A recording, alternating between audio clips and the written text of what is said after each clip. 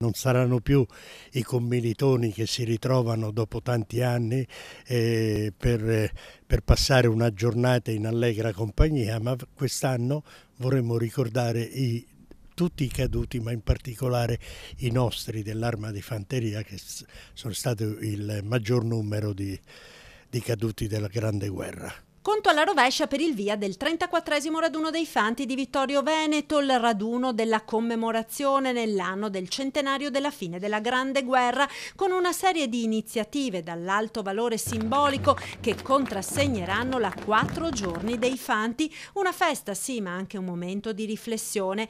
Momento centrale del raduno, la sfilata di domenica, nella quale sfileranno le 116 brigate.